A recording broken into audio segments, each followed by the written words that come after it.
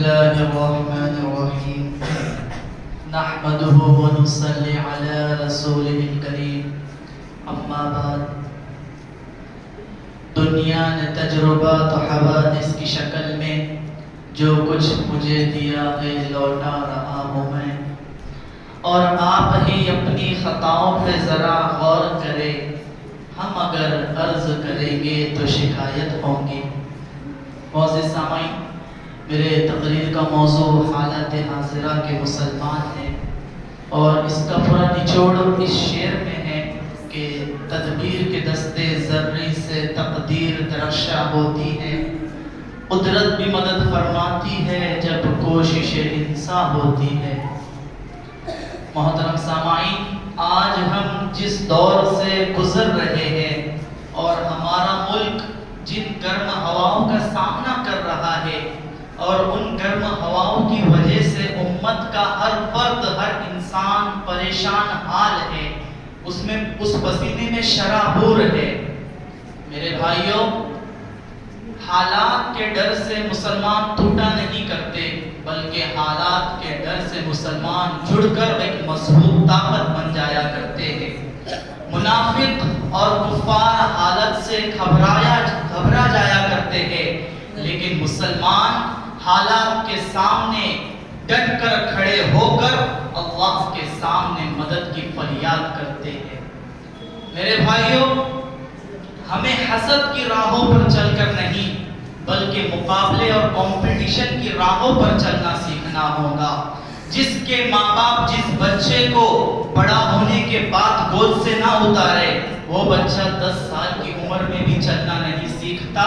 بعض اپنے بچوں کو پہاڑوں سے گراتا ہے، تب جا کر وہ بچے اڑ کر شکار کرنا سیکھتے ہیں۔ علامہ اقبال نے کہا تھا، عقاب روح جب بیدار ہوتی ہے جوانوں میں، نظر آتی ہے پھر انہیں اپنی منزل آسمانوں میں۔ نہیں تیرا نشے من کسر سلطانی کے گنبد پر، تو شاہی ہے بسیرا کر پہاڑوں کی چٹانوں پر۔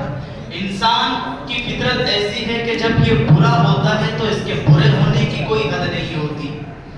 میں دنیا والوں کے سامنے اس کی دونوں صورتیں پیش کرتا ہوں کہ انسان جب برا ہوتا ہے تو اتنا برا ہوتا ہے، اتنا برا ہوتا ہے کہ حیوان بھی اس سے شرماتے ہیں، پرندے بھی اس سے گھبراتے ہیں، جانور بھی اس سے خوف کھاتے ہیں۔ آپ پوچھو کہ حیوان کیسے اس سے گھبراتے ہیں، تو حیوان فور ایگزامپل شیر درندہ ہے لیکن شیروں کے لیے نہیں ہے، چیتا سفاک ہے لیکن چیتوں کے لیے نہیں ہے، سانپ زہریلا ہے لیکن سانپوں کے لیے نہیں ہے۔ آپ نے کبھی یہ نہیں سنا ہوگا کہ سانپ نے سانپ کو کاٹا اور سانپ کے کاٹنے سے سانپ مر گیا، نہیں۔ لیکن انسان جب برا ہوتا ہے تو یہ اپنے ہی بھائی کا خون پیتا ہے، اپنے ہی لوگوں کی ہڈیاں چباتا ہے، اور اپنے ہی گھر کی رحمت یعنی بیٹی کو زندہ دفن کرتا ہے۔ یہ اس کے برے ہونے کی حد ہے۔ لیکن یہی انسان جب اچھا ہوتا ہے، جب اچھے معیار پر پہنچتا ہے، تو کبھی شہسوار برق رفتار ہوتا ہے، کبھی انجم کا شکار ہوتا ہے، کبھی اعتقاد کا پروردگار ہوتا ہے، کبھی تہذیب کا دیوتا ہوتا ہے، اور یہ اپنی منزل کو بلند کرتے کرتے کرتے پھر اس مقام تک پہنچتا ہے کہ جہاں جبرائیل امین کے پر جلتے ہیں، وہاں اس انسان کی ادھر سے آگے اس انسان کی نالین جاتی ہے۔ کہیں انسان سے شیطان شرماتا ہے، اور کہیں اسی انسان کو فرشتے بھی سجدہ کرتے ہیں۔ بہرحال یہ انسان ہے۔ تو دوستو، میرے ملت کے جوانوں، یہ جو حالات آتے ہیں اللہ کی طرف سے آتے ہیں، ہمیں مضبوط کرنے کے لیے، ہمیں بہادر بنانے کے لیے، ہمیں زندہ قوم ہونے کا ثبوت دینے کے لیے۔ اور جو مسلمان ہوتے ہیں وہ کسی کے آگے ہاتھ نہیں پھیلاتے، صرف اللہ سے فریاد کرتے ہیں، ہندوستانی مسلمانوں، نہ ہم کل مایوس تھے نہ ہم آج مایوس ہیں، اس لیے کہ مایوس تو وہ لوگ ہوا کرتے ہیں جن کی نگاہیں اللہ کے سامنے اللہ پر نہیں ہوتی۔ اللہ نے قرآن میں فرمایا، لا تقنطوا من رحمت اللہ، اللہ کی رحمت سے مایوس نہ ہو، اللہ کی رحمت سے مایوس نہ ہو، کیونکہ ملکوں کی حکومتیں بدلا کرتی ہے لیکن کائنات کا خدا کبھی نہیں بدلا کرتا۔ ہم تو اللہ پر یقین رکھنے والی قوم ہے، ہم تو اللہ پر یقین رکھنے والی قوم ہے۔ بات الگ ہے کہ ہمیں سزائیں مل رہی ہے اپنے ہی اعمال کی، ہمیں سزائیں مل رہی ہے اپنے اعمال کی، کیونکہ ہم نے کام کرنے کے وقت کو سو کر گزار دیا۔ یاد رکھو، دیکھو ان دو آدمی ہیں جو کشتی میں سفر کر رہے ہیں، ایک مسلمان ہے ایک کافر ہے۔ کشتی ڈاماڈول ہونے لگی، ڈوبنے لگی،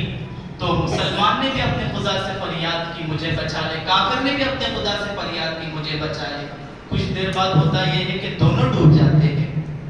آپ بچاؤ، دونوں میں سے بچے گا کون؟ سادہ سا جواب ہے، جس کو تیرنا آتا ہے وہ بچے گا، کیونکہ ندی اور پانی ہم سے یہ پکار کر کہہ رہے ہیں ہمارے پاس رحم نہیں ہے، ہمارے پاس ایک اصول اور ضابطہ ہے، اگر مجھ میں اترنا چاہتے ہو تو پہلے تیرنا سیکھو، اگر تمہیں تیرنا آتا ہے تو میرا سینہ چاک کر کے پار ہو جاؤ، ورنہ میرے پانی میں ڈوب مر جاؤ۔ مسلمانوں، ہمیں مایوس ہونے کی ضرورت نہیں ہے، کیونکہ اس سے سنگین اور پیشوار حالات اس سے پہلے بھی اس امت پر آئے ہیں، اس سے سنگین اور پیشوار حالات آئے ہیں۔ روس میں ایک وقت آیا جب وہاں پر لاطین لوگ آ گئے، تو اس وقت انہوں نے سارے مدارس اور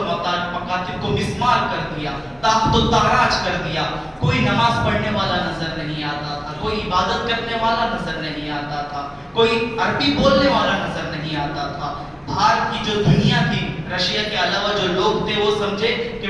رشیا میں ایک بھی مسلمان باقی نہیں ہے، کوئی اللہ کہنے والا باقی نہیں ہے۔ لیکن یہ جو حالات تھے، یہ جو تاریکی کا دور تھا، یہ کوئی 1-2 سال نہیں، 10-20 سال نہیں، بلکہ 70 سال تک لاطین لوگ کا دور رہا جو مسلمان پر ظلم ڈھاتے تھے۔ لیکن جب یہ 70 سال ختم ہو گئے، اللہ نے حق کو غلبہ نصیب کیا، مسلمان لوگ وہاں پہ اقتدار میں آئے، تو جب وہ مسلمان لوگ پوری دنیا میں مختلف علاقوں میں گئے تو دنیا نے دیکھا کہ وہاں سے ایسے علماء اور ایسے حفاظ نکلے کہ ان کی مثال کوئی نہیں تھا۔ جب ان سے پوچھا گیا، ہمارے ملک کے علماء نے جب ان سے پوچھا کہ یہ کیسے ممکن تھا، تو وہ کہتے تھے کہ جب ہم گھر میں ہوا کرتے تو ہم نے چھوٹی سی کوٹری بنا دی تھی، اس کے بازو میں 2 دیوار تھی، اور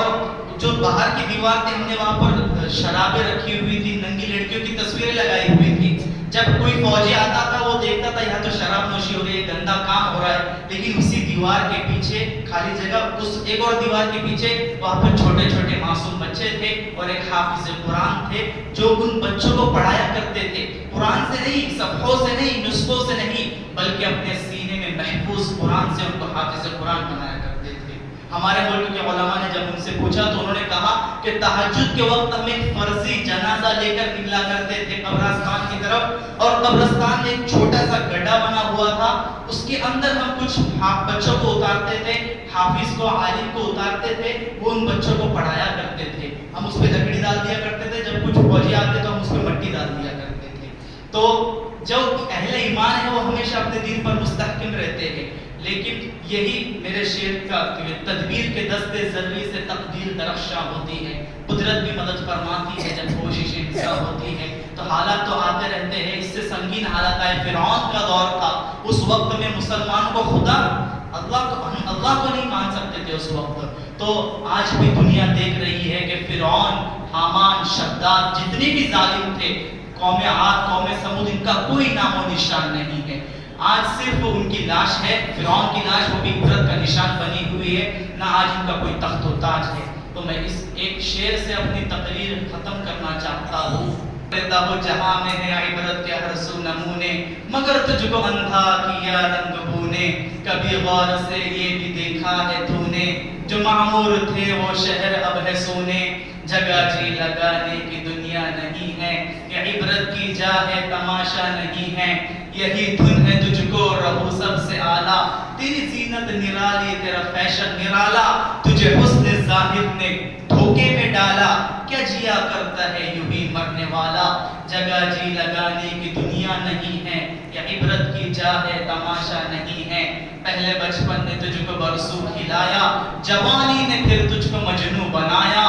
بڑھاپے نے پھر تجھ کو کیا کیا ستایا، اجل تیرا کر دیں گے بالکل صفایا، جگہ جی لگانے کی دنیا نہیں ہے، یہ عبرت کی جا ہے تماشا نہیں ہے۔ وآخر دعوانا الحمدللہ۔